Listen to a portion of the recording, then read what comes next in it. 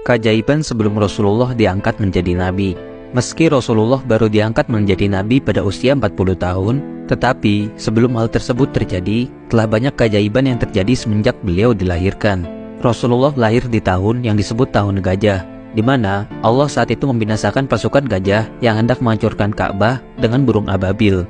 Lalu, ketika Rasulullah dilahirkan, keluar cahaya terang dari tubuh ibunda Aminah.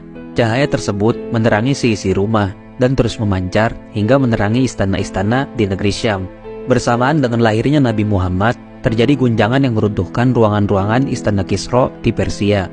Sementara di belahan bumi yang lain, secara ajaib, api-api abadi yang disembah oleh orang-orang Majusi menjadi padam. Kelahiran Nabi Muhammad pun menjadi kabar buruk bagi setan dan iblis, karena semenjak beliau dilahirkan, mereka tidak bisa lagi mencuri kabar dari langit dan menyebarkannya kepada para dukun dan tukang sihir.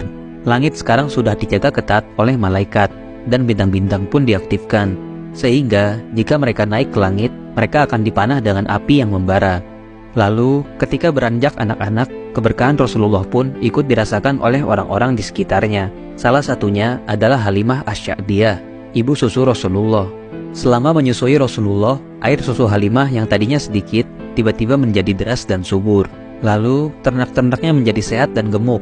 Kehidupan Halimah yang tadinya sempit dan miskin pun berubah menjadi lapang dan penuh berkah.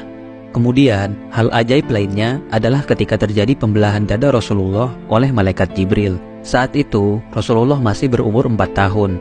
Ketika sedang bermain bersama anak-anak yang lain, tiba-tiba malaikat Jibril datang dengan menyerupai manusia.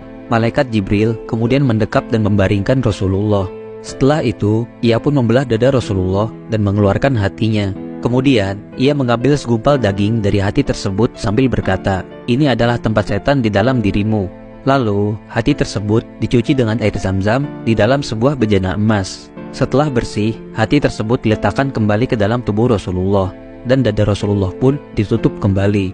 Anak-anak lain yang melihat kejadian tersebut pun langsung segera pergi melapor kepada ibu susu Nabi Muhammad, yaitu Halimah. Lalu, mereka pun bersama-sama kembali menemui Rasulullah. Dan Rasulullah pun terlihat baik-baik saja, walaupun sedikit pucat.